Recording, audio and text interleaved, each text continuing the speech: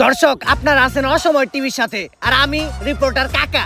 আর আজকে আমরা নিব এমন একজনের ইন্টারভিউ যে নিজে একজন উদ্যোক্তা, বাংলাদেশের একজন সফল ব্যবসায়ী, যার এই সমাজে মান সম্মান বিন্দু পরিমাণেও নাই, যে নির্লজ্জ, বেহায়া, পশুর থেকেও নিকৃষ্ট। তার মানে দর্শক, আপনারা বুঝতেই পারতেছেন আমি একজন কাপড় ব্লগারের ইন্টারভিউ নিতে আসছি। তো চলেন দর্শক বৃন্দ, সেই বউ ব্যবসায়ীর বাড়ির ভিতরে ঢুকি। বাবা রে বাবা, ফেসবুকে নষ্টামি করে কত বড় বাড়ি বানাইছি। এই তোমরা কারা? আর এদিকে কই যাইতাছো? আঙ্কেল, আমরা ইন্টারভিউ নিতে যাইতাছি। বাসার মেন গেটে লেখা দেখছ নাই যে এই বাসায় কুত্তা আর ফেসবুকের হলুদ সাংবাদিক প্রবেশ নিষেধ? বাইরে হইন থেকে। বাংলাদেশের সব পোলাকে বিসি জোড়া দিলে অতগুলো বিসি হইব না যতগুলো ফেসবুকে হলুদ সাংবাদিক আছে। কোন একটা নিউজ পাইলেই হইছে কুত্তার মতো জিবলা বাই করে আয় পড়ে। আঙ্কেল, আপনি ভুল ভাবতেছেন, আমি ফেসবুকের কোনো হলুদ সাংবাদিক না, আমি অসময় টিভি থেকে আসছি। TV channel? সরি বাবা। আচ্ছা আঙ্কেল, এই বাড়ির মালিক আপনার কি হয়? আমি তো ওর বাবা। কি বলেন আঙ্কেল, আপনি একজন কাপড় ব্লগারের বাবা? আচ্ছা আঙ্কেল, আপনি যে একজন বউ ব্যবসায়ীর বাবা, এতে আপনার অনুভূতিটা কি? ওয়াক্ফ লজ্জা করে। আমি তো সমাজে মুখই দেখাইতে পারি না, এর লেগে আমার কেউ জিগাইলে আমি কই দিয়ে আমি কামলা দিয়ে খাই। আমার কোনো পোলাপান নাই। আঙ্কেল, আপনি এভাবে বলতে পারেন না। যত যাই হোক, আপনি তো একজন সফল বউ ব্যবসায়ীকে জন্ম দিছেন। জন্ম তো আমি দিতে চাই নাই, আসলে ওটা ভুল হয়ে গেছে। দুষ্টা তো আর আমার না, দুষ্টা হইলো ওই ঘরের রাইতের। ফার্মেসি খোলা ছিল না। যাই হোক আঙ্কেল, উনার জন্মের পর থেকে একজন সফল বউ ব্যবসায়ী হয়ে ওঠার গল্পটা যদি একটু বলতেন। এই গল্পটা অনেক অভিশপ্ত, আজকে থেকে বহু বছর আগের কাহিনী। আল্লাহ, আজকে যেন আমার একটা পোলা হয়। আমার স্বপ্ন, আমার একটা পোলা হইলে আমি ওরে মুকেশ আম্বানির মতো বড় ব্যবসায়ী বানামু। আমিন। কংগ্রাচুলেশন, আপনার ছেলে সন্তান হইছে। আলহামদুলিল্লাহ, আমার দোয়া কবুল হইছে। কিন্তু একটা সমস্যা আছে, ওর রিপোর্ট দেখে যেটা বুঝতে পারলাম, ওর মাথায় তো ব্রেন নাই, ব্রেনের জায়গায় গু আছে। আর ওর মাথার জায়গায় পাছা, আর পাছার জায়গায় মাথা।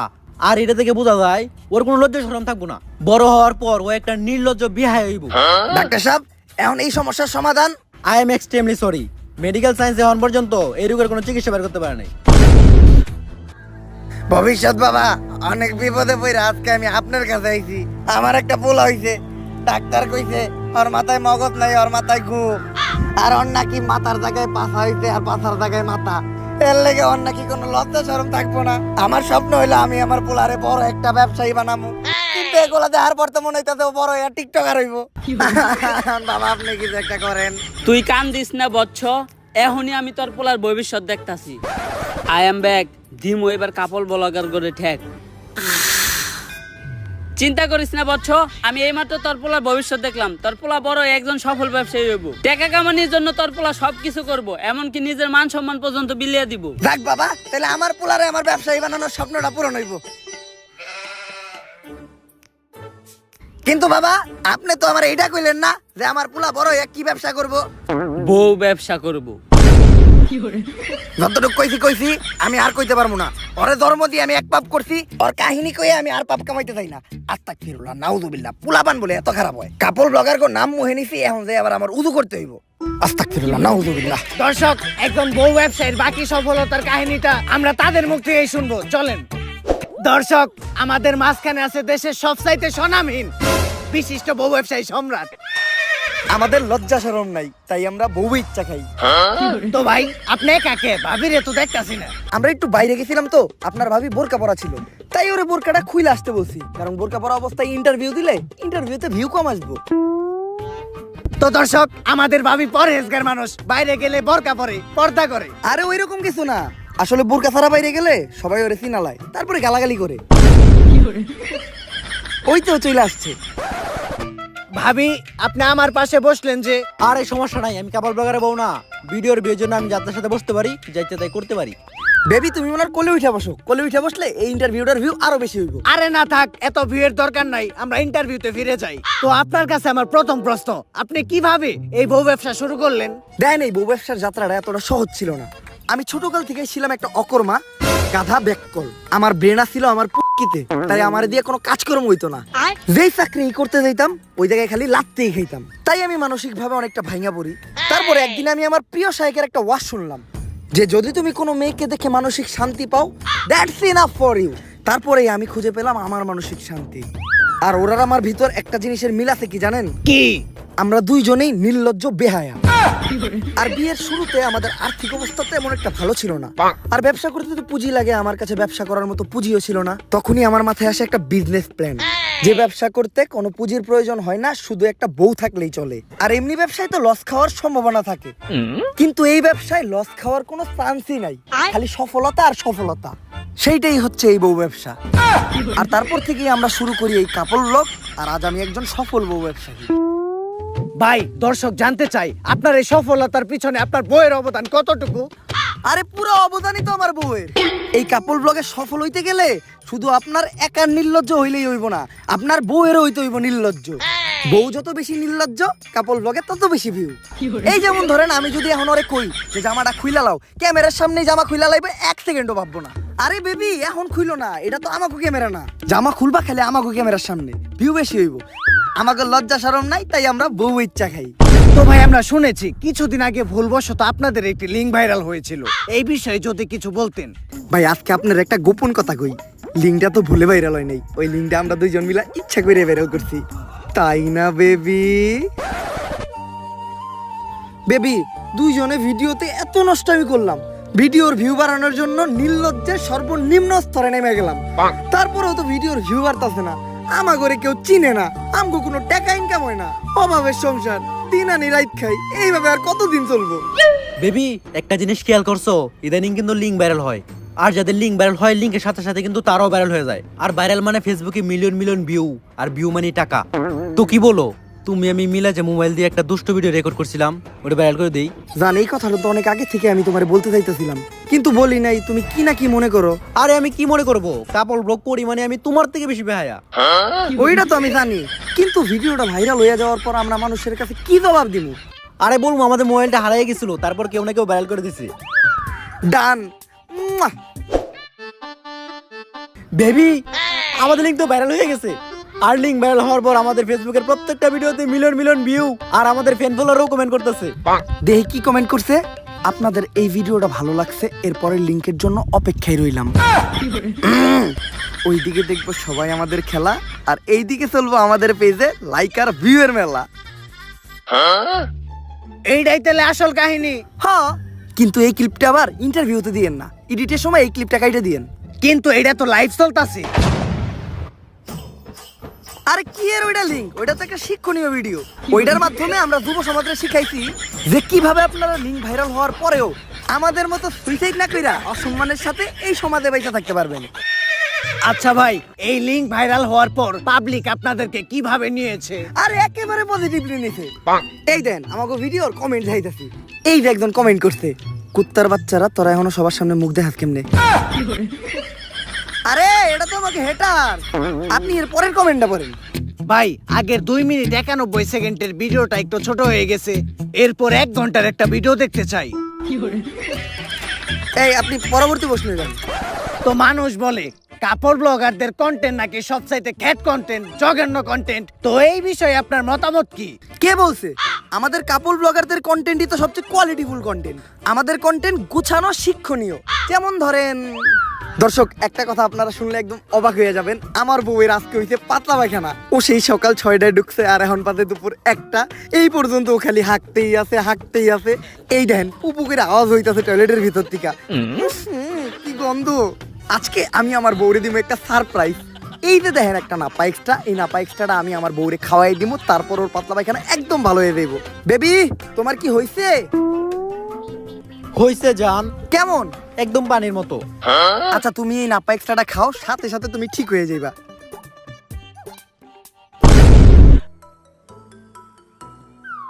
কাম হয়ে গেছে, সারপ্রাইজ। আপনারা ভাবতেছেন যে অজ্ঞান হয়ে পইরা গেল কে, আসলে ও অজ্ঞান হয়ে পইরা দেয় নাই। এই প্যাকেটে নাপা এক্সট্রার বদলে ছিল একটা ঘুমের ওষুধ, এইটা ছিল আপনাদের জন্য একটা সারপ্রাইজ। এখন এই ঘুমের ওষুধ খাওয়ার পর ও আরামে ঘুমাইবো, আর ঘুমানোর পর মানুষের টয়লেটে যাওয়ার কোনো চিন্তা থাকে না, তাই ওর পাতলা পায়খানা একদম সমাধান। এই ভিডিওটা যদি ভালো লাগে ফটাফট লাইক, কমেন্ট আর ফলো দিয়ে দেন পেজটা। আসলে আপনাদের কন্টেন্ট অনেক কোয়ালিটিফুল, বুঝি না মানুষ সহ্য করে কেমনে। এই আপনি পরবর্তী প্রশ্ন করেন। আচ্ছা ভাই, আমি যতটুকু শুনেছি আপনাদের প্রত্যেকটি কন্টেন্টই নাকি স্ক্রিপ্টেড, এই কথাটা কতটুকু সত্য? এইটা একদম ভুল কথা। আমরা কোনো স্ক্রিপ্টেড ভিডিওই বানাই না। দৈনন্দিন জীবনে আমাদের সাথে যা ঘটে ওইটাই আমরা ভিডিওর মাধ্যমে তুলে ধরি। যেমন ধরেন একদিন আমার বউয়ের পশ্চাৎদেশে একটা গোটা হইছিল। গাইস, আপনাদের ভাবির জন্য আপনারা সবাই দোয়া করবেন। আপনাদের ভাবির পশ্চাৎদেশে একটা গোটা হইতে। এই আমার গুটা তো অনেকদিন আগে ভালো হয়ে গেছে গা। আরে ভিডিও বানাইতাছি। ও ব্যথা, আমারে বাঁচাও। এই দেখেন, আপনাদের ভাবি ব্যথায় কাতরাইতাছে। প্রথমে গোটাটা এত ঢুকছিল, তারপরে বড় হইতে হইতে এত বড় হইছে। আপনারা যারা আপনাদের ভাবির পশ্চাৎদেশের গোটাটা দেখতে চান তারা 1000 কমেন্ট করেন। 1000 কমেন্ট হইলে আমি আপনাদের ভাবির পশ্চাৎদেশের গোটাটা দেখাবো। আর গোটাটা এতই ভয়াবহ রূপ নিতে, এই যে দেন আপনাদের ভাবির পশ্চাৎদেশের নিচে একটু আরামের জন্য পালিশ দিতে হইতে। ও ঠিক মতো বইতে পারে না, ঠিক মতো পশ্চাৎদেশটা কোনো জায়গায় রেখে শুইতেও পারে না। তাই এখন আমরা হাসপাতালে যাবো আপনাদের ভাবির মাথার সিটি স্ক্যান করাইতে। চলেন। ডাক্তার সাহেব, রিপোর্ট ঠিক আছে তো? আমার বউয়ের বড় কোনো সমস্যা হয়নি তো? আরে না, তেমন কিছু হয় না। দেখবেন ডাক্তার কি কইলো? ওই গুটাটা ভাইটা ওই জায়গায় ইনফেকশন ছড়াইতে, আর ওই ইনফেকশন থেকে আমার বউয়ের ক্যান্সার হইতে। এখন আমি কি নিয়ে বাঁচবো? আরে কি এর ক্যান্সার? ছোট্ট একটা গোটা হইছিল, মলম লাগিয়ে দিছি, সেরে গেছে গা। আরে ভিডিওতে মারাত্মক কিছু কইতে হইব। মারাত্মক কিছু না কইলে ভিডিওতে ভিউ হইব না। আর ভিডিওতে ভিউ না হইলে আপনার ফিস দিমু কেমনে? আপনার ফিসের টিয়াটা তো অন্তত এই ভিডিও থেকে উঠাইতে হইব। আচ্ছা ডাক্তার, আমার বউয়ের কি কোনো মৃত্যু ঝুঁকি আছে? আরে না। দেখছেন আপনারা ডাক্তার কি কইলো? আমার বউ নাকি এই ক্যান্সারে মাত্র 2 দিনের ভিতরে মইরা যাইব। আপনারা সবাই আমার বউয়ের জন্য দোয়া করেন, আমার বউয়ের যাতে কিছু না হয়। কারণ আমার বউয়ের কিছু হইলে আমার বউ ব্যবসা বন্ধ হয়ে যাইব গা। এই কে রাসস, আমার হাসপাতালের সামনে একটা সাইনবোর্ড লাগা যে কাপল ব্লগার প্রবেশ নিষেধ। আসলেই কন্টেন্ট গুলো বাস্তব জীবন থেকে নেওয়া। পরবর্তী প্রশ্ন, আপনাদের মতো কাপড় ব্লগাররা নাকি ভিডিওর মাধ্যমে সমাজে অশ্লীলতা ছড়ায়, এই বিষয়টা কতখানি সত্য? এইটা পুরোপুরি সত্য। আমরা অশ্লীলতা ছড়াই, কারণ অশ্লীলতা মানেই ভিউ, ভিউ মানেই টাকা, টাকা মানেই ব্যবসা। আমরা কাপল ব্লগার, আমাদের কোনো লজ্জা শরম নাই, তাই আমরা বউ ইচ্ছা খাই। আর দোষ যে আমাদের একার বিষয়টা এমনও না। মানুষ অশ্লীলতা দেখে তাই আমরা অশ্লীলতা করি। এই যেমন ধরেন আপনি এই ইন্টারভিউর টাইটেল দিলেন, ভাই আর ভাবির ইন্টারভিউ নিলাম, তাইলে এই ইন্টারভিউতে তেমন একটা ভিউ হইব না। কিন্তু আপনি যদি এই ইন্টারভিউতে টাইটেল দেন যে ইন্টারভিউ নেওয়ার সময় ভাই ভাবিকে দিল, তাইলে মিলিয়ন মিলিয়ন ভিউ। দিল মানে কি দিল? ভাই ভাবিকে সাদিয়ে দিল। বুঝি না, মানুষ করে সহ্য করে কেমনে?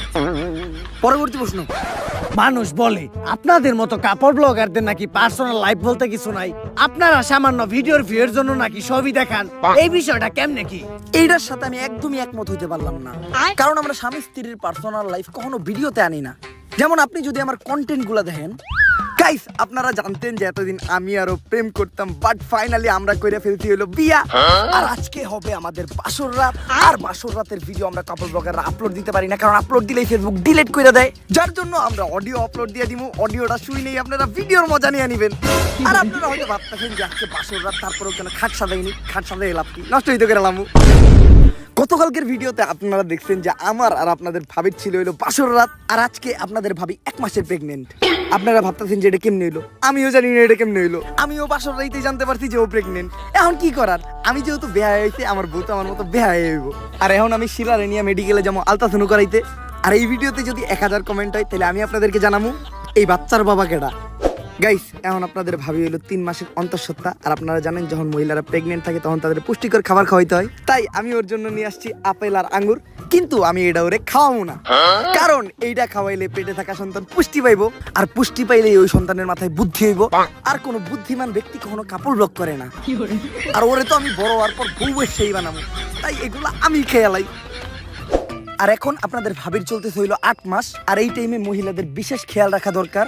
এই অবস্থায় ওয়াশরুমে যাওয়ার সময় তারা পা পিছলা পইরাও যাইতে পারে। আর পইরা যাওয়ার পর নবজাতকের ক্ষয়ক্ষতি হইব। তাই আপনাদের করণীয় কি? এই টাইম থেকে আপনার ওয়াইফরে আপনারা ওয়াশরুমে বন্দি রাখবেন। আর ওয়াশরুমে বন্দি রাখলে ওয়াশরুমে যাওয়ার চিন্তাও নাই, পইরা যাওয়ার চিন্তাও নাই। কিন্তু খাইবো আর ঘুমাইবো কই, এটা তো ভাইবা দেখি নাই। আরে কাপড় ব্লগার আমি, বুদ্ধিতে মাথায় একটু কমই থাকবো, এইটাতে মজা নেওয়ার কিছু নাই। আপনাদের জন্য একটা ইন্টারেস্টিং দুঃখের খবর আছে। আপনাদের ভাবি সিঁড়ি থেকে পড়ে যাওয়ার পর বাচ্চাটা সিঁড়ি থেকে ধাক্কা মেরে ফালাইও দিছি আমি। কারণ ভিডিওর ভিউ বেশি হইবে এই নিউজটা দিলে। কি কমেন্টে গালি দিবেন দেন, সমস্যা নাই, কারণ আমাকে তো কোনো লজ্জা শরমই নাই। আসলে আপনাদের কন্টেন্টে পার্সোনাল বিষয় বলতে কিছু নাই। পরবর্তী প্রশ্ন, এই যে কাপড় ব্লগাররা জঘন্য কন্টেন্ট বানায়, এরপরেও কি তাদের কোনো ভক্তবৃন্দ আছে? অবশ্যই আছে, আমাকে কাপল ব্লগার কই তো সব অন্ধভক্ত। অন্ধ না হইলে তো আর কাপড় ব্লগার কো ভক্ত আর কথা না। এই দেখেন, কথা কইতে না কইতেই আমার এক অন্ধভক্ত ফোন দিয়া লাইছে। কলটা রিসিভ করে স্পিকারে দেন ভাই, লাইভে আমরাও তারে কয়েকটা প্রশ্ন করি। ভাই আপনি এখন কোথা থেকে বলতেছেন? আমি তো টয়লেট থেকে বলতাছি। এইটা কি এর আওয়াজ হইতাছে ভাই? ভাই কথা কইেন না, কাপল ব্লগার কো কন্টেন্ট করতেছে। ওইরা গেছে। আচ্ছা ভাই, আপনি কি প্রতিদিনই কাপড় ব্লগ দেখেন? প্রতিদিনই দেখি, তা সকাল রাত্রে 2 বেলা। খালি সকাল আর রাত্রে কে? কারণ সকাল আর রাত্রে আমি টয়লেটে যাই, আর টয়লেটে যাই আমি কাপল ব্লগ দেখি। কারণ কাপল ব্লগ না দেখলে আমার আগা ক্লিয়ার হয় না। এই যে এখনো আমি টয়লেটে কাপল ব্লগ দেখতেছিলাম, আমার হাঁটতেছিলাম। আচ্ছা ভাই, আপনি কি কাপড় ব্লগ দেখে শুধু কি আগায় ক্লিয়ার করেন নাকি অন্য কিছু করেন? এইটা ভাই ভালো প্রশ্ন করছেন। এখন তো বিয়ে হয়ে গেছে, এখন শুধু আগাটাই ক্লিয়ার করি। যখন সিঙ্গেল ছিলাম তখন কাপল ব্লগ দেখে বাম হাতের কাজটাও চালাইতাম। যে ভিডিও বানায় তারা দেখলেই খারায় যায়, মানে গায়ের পশম। দেন একটু ভাবির কাছে দেন। এই নাও। হ্যালো ভাবি বিগ ফ্যান। কিন্তু ভাবি ইদানিং কি ভিডিও বানাইতেছেন দেখে তো আগের মতো ফিল পাই না। আরে আমরা তো চাই সব দেখাইতে, কিন্তু ফেসবুক তো ভিডিও রিমুভ করে দেয়। আরে চিন্তার কোনো কারণ নাই, সামনে আমরা কাপল ব্লগাররা ডাইরেক্ট ওয়েবসাইটে খুলবো, আর ঢুকতে ভিপিএনও লাগবো না। অপেক্ষা রইলাম, তাইলে এখন রাখি, কারণ কাপল ব্লগ দেখে আমার বাকি আগাটাও ক্লিয়ার করা লাগবো। আপনি পরবর্তী প্রশ্নে যান। আচ্ছা, আপনারা যে কাপড় ব্লগের নামে নষ্টামি করেন, আপনাদের ফ্যামিলি কেমন সাপোর্ট দেয়? সাপোর্ট দেয় মানে আমাকে কাপল ব্লগের ক্যামেরাই তো ধরে আমার মা। আমার ক্যামেরা অন করছেন, ফ্রেম ঠিকঠাক ভাবে আইতাছে তো? বাবা তুই একটু সোজা খারা, তাহলে ক্যামেরা একটু সুন্দর লাগবো। আর বৌমা তুমি তোমার মানজাটা বেকা করে দাঁড়াও, তাহলে পুলারা ভিডিওটা দেখে মজা পাইবো। আর তুমি ভিডিও তো উন্না পড়ছো কে? তোমার না কতবার কইছি ভিডিও করার সময় উন্না পারবে না, উন্না ফেলাও। ভিউ একটু বেশি হইব, যত ভিউ তত টাকা। নাও মা, এখন ভিডিও শুরু করো। আচ্ছা, এই বিষয়ে ভাবির মা কিছু বলে না? ওর মা কি কইব, আমাকে সব ভিডিওর স্ক্রিপ্ট দিতে লাগে ওর মা। আমরা কাপল ব্লগার, তাই আমাদের সম্মান দিয়া লজ্জা দিবেন না, কারণ আমরা সম্মানের যোগ্যই না। এই তোমাদের ডায়লগ গুলা তো হইতাছে না, তোমাদের ডায়লগ গুলা আর একটু অশ্লীল হইতে হইব, কারণ যত বেশি নেগেটিভিটি তত বেশি ভিউ, আর ভিউ মানেই টাকা। আর জামাই বাবাজি, আমার এই মেয়েরে কিন্তু তোমার এমনি এমনি দেয় নাই, আমার এই মেয়ের চেহারা পয়সা তোমার কোটিপতি হইতে হইব। আর এই নাও তোমাদের নতুন স্ক্রিপ্ট, যত ধরনের বেহায়াবো না সব এই স্ক্রিপ্টে আছে। আম্মা, খালি আপনারা আমারে পাশে থেকে সাপোর্ট দিছিলেন দেখা আজকে আমি একজন সফল বউ ব্যবসায়ী। পোলাপান নির্লজ্জ হওয়ার পিছনে যে বাবা মার কতটুকু অবদান থাকে, এটা শুধুমাত্র কাপল ব্লগারদের বাবা মারে দেখলেই বোঝা যায়। আর ওরা আম্মু স্কিপ দেয় দেখে আমাদের কাপল ব্লগগুলা এত ইমোশনাল হয়। আমিও তো একবার কাপড় ব্লগ দেখছিলাম, এত ইমোশনাল, একদম পানি বের হয়ে যায়, কিন্তু চোখ দিয়ে না। তাইলে কোন দিয়া কাকা? ওইটা তোমার কাকিরে যায় জিগাইও। আচ্ছা, পরবর্তী প্রশ্ন। এই যে বউ ব্যবসা করে আপনি এত সফল, তো কোথাও গেলে কাপড় ব্লগার হিসেবে মানুষ আপনাকে কেমন সম্মান দেয়? সম্মান তো প্রচুর দেয়, তাই না বেবি? প্রচুর। আজকে আমি আর আপনাদের ভাবি আসছি হইলো একটা লাইব্রেরিতে, আর লাইব্রেরিতে থাকে হইলো বই। বই মানেই শিক্ষা, আর যেই শিক্ষার অভাবেই আজকে আমরা কাপল ব্লগার। আর এই লাইব্রেরিটা আমি আর আপনার ভাবি কিনা নিমু, কারণ একটাই, আপনাদের সবার মাঝখানে শিক্ষা ছড়াই দেওয়া, যাতে ভবিষ্যতে আপনারা শিক্ষিত হইয়া শিক্ষারে কাজে লাগায় কোনো চাকরি বাকরি করে খাইতে পারেন, আমার মতো যাতে বউ ইচ্ছা না খাইতে হয়। আর এই লাইব্রেরিটা অনেকদিন ধরে বন্ধ ছিল, যার কারণে এই লাইব্রেরিটা হয়ে আছে অনেক নোংরা এবং আবর্জনা যুক্ত, একদম আমাদের কাপল ব্লগারদের ব্রেইনের মতো। তাই চলো যান আমরা আগে লাইব্রেরিটা পরিষ্কার করি। তার আগে আসেন লাইব্রেরির মালিকের সাথে একবার কথা বলি। তো ভাই, এই লাইব্রেরিটা আপনি কত টাকায় বেচবেন?